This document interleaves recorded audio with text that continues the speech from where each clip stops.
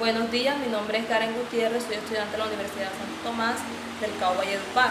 En el día de hoy vamos a hablar sobre el libro Cómo enseñar a hacer cosas con las palabras, de Carlos Lomas, teniendo en cuenta los siguientes capítulos: pensar la lengua, enseñar literatura, teoría de la educación lingüística y los objetivos de la educación lingüística.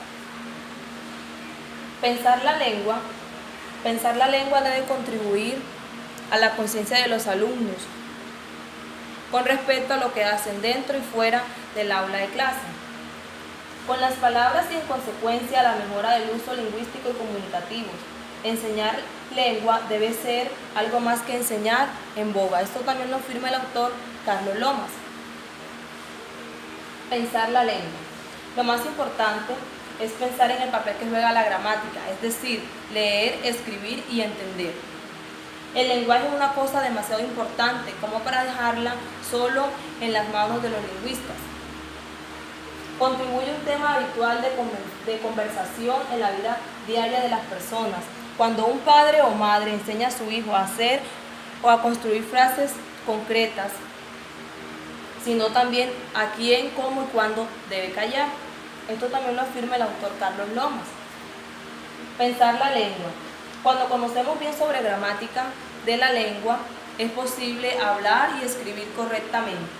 Sin embargo, la gramática es el arte de leer y escribir correctamente. Entonces, la lengua ayudará a que los estudiantes comprendan, lean y escriban mejor las cosas. Se aprende a hablar hablando y a escribir escribiendo. Y lo que hay que hacer es fomentar el uso libre y espontáneo de la lengua. Cada persona es un mundo y asimismo un mapa lingüístico que le ayudará en su comunicación diaria, en la interacción con los demás. Toda persona desde su nacimiento nace con una lengua y la habla y lo hace de manera automática o inconscientemente.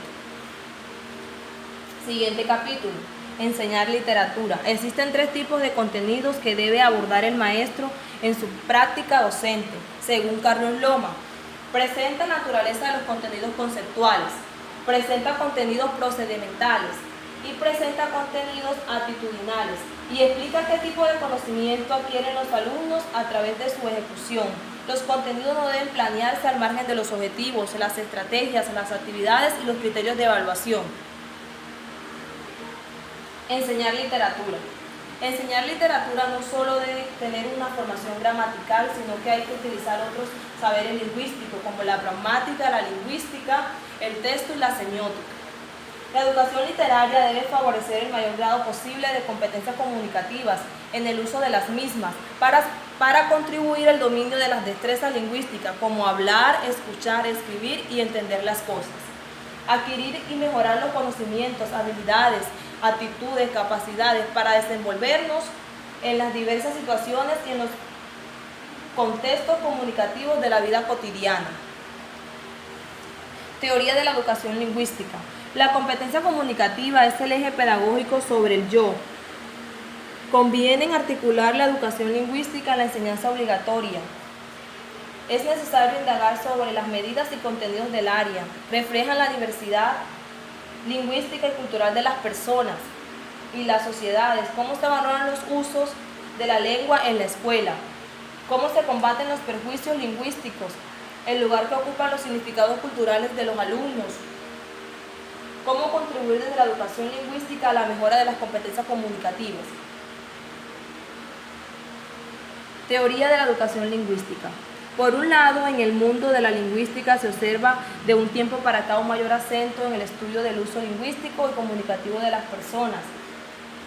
La educación lingüística es necesario la adquisición y el desarrollo de los conocimientos, habilidades, actitudes, capacidades que nos permiten el normal desenvolvimiento en una sociedad de manera adecuada y competente en el contexto comunicativo de la vida cotidiana.